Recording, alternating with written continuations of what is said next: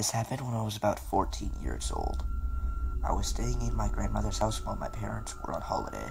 It was about November 2009, and in the south of England, the weather is normally very wet and cold with a lot of storms.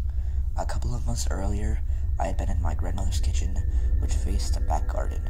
It had been raining very hard. It was just starting to slowly stop, and it was about 4:30 in the evening. I was cooking dinner for my grandmother, as it was my turn and I had been staying around for a couple of days. I looked out of the window to see if the rain had stopped, and this black figure of a man about 6 feet tall walked by.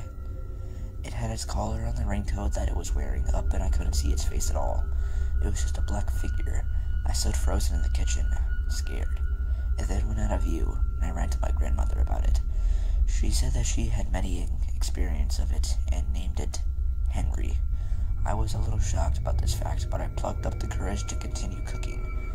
That was my very first encounter. Back to that night, I was up in my uncle's bedroom, which was in the attic.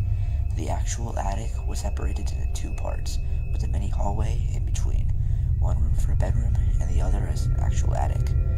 Neither had doors on it. It was a very stormy night, with high winds and heavy rain. This was about 10:30 at night.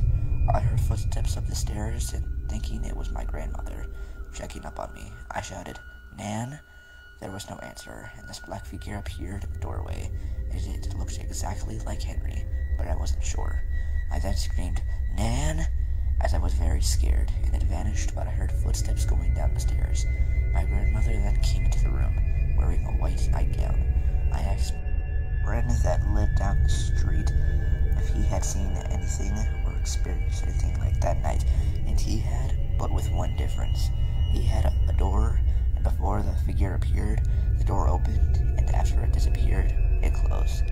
Has anyone got any ideas if it was Henry or another ghost, and why does it only appear during very rainy weather or storms?